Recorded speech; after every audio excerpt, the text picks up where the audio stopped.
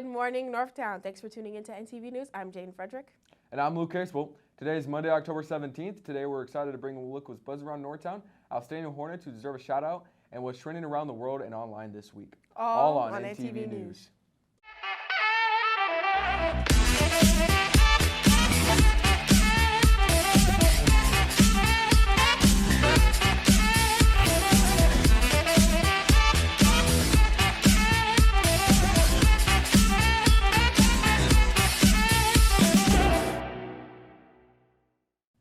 First, let's start with a look at what's buzzing around Northtown for any announcements or news that you need to know this week.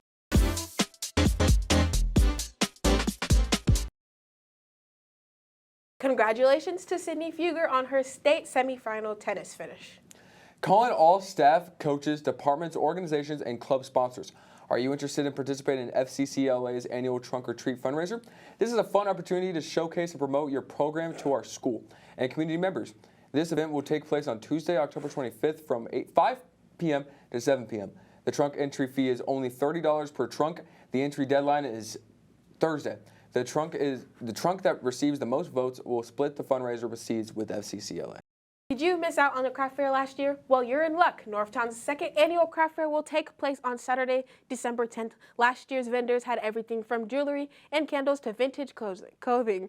If you are interested and you want to sell at the craft fair, you still have time to sign up. This year's fee is $25. You can drop off your fee in cash or check in the main office. You have until December 2nd to sign up. Guess what, Northtown? The Multicultural Festival and Assembly will be on Wednesday, December 7th. Be sure to check your email if you're interested in planning, performing, setting up a booth, or bringing food. This is a fun way to learn about your fellow peers and get volunteer hours. We have several families who work at Northtown. Let's get to know Mr. and Mrs. Berkland and what it's like to work with your spouse. Mr. and Mrs. Berkland are one of the many teacher couples at our school. I'm teaching geometry, honors geometry, and intermediate algebra. I'm a science teacher, so I teach chemistry, pre-IB chemistry, and physics.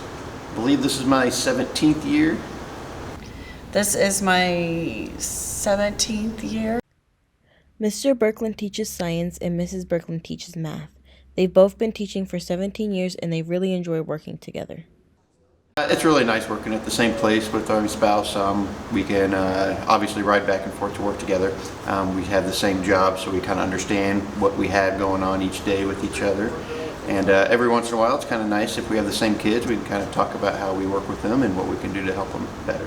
I enjoy it. We get to sometimes eat lunch together. For the most part, I mean, obviously we share that experience with each other. I would think most of our conversation revolves around outside of school activities, though. No. No, not at all. We have different mindsets when it comes to teaching, and I think that's probably one of the reasons why we're married. We complement each other in that regard. Sometimes he's working on tennis stuff because he's a tennis coach also. No, sometimes he helps me with technology things, Canvas issues. If I'm having issues with Canvas, he can help me. Really, the only thing we do outside of the school day would be supervision for like dances and stuff like that. But as far as working, other than doing home projects, of course, around the house, we don't really work with each other outside of the house. For NTV News, this is Amari Olson.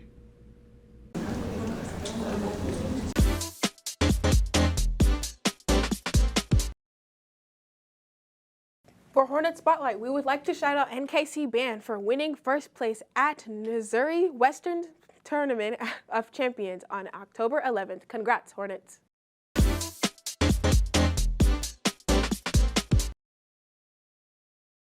On October 17, 1931, Al Capone was sentenced to 11 years in prison for tax evasion and fined $80,000, signaling the downfall of one of the most notorious criminals of the 1920s and 1930s.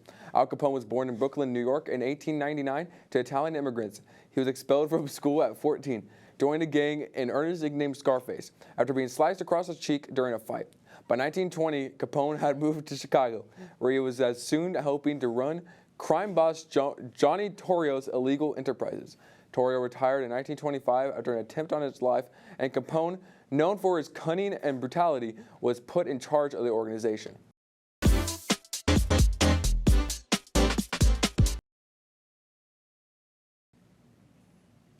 It's been 232 days since Russia invaded Ukraine. And here's what's going on. Ukraine's State Emergency Service said a 12-year-old boy has been rescued after hours under rubble after rockets hit a 5-story residential in Mykolaiv, Ukraine.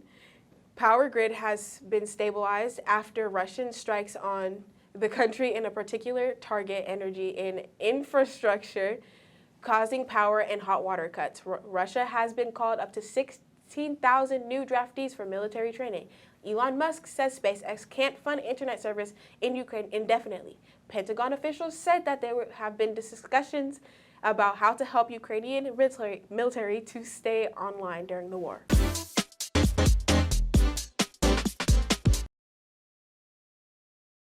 Attention all Swifties and non-Swifties. If you haven't heard, Taylor Swift has revealed a set release date on her new album Midnight, as well as revealing all of the 13 tracks, names, and inspirations for them.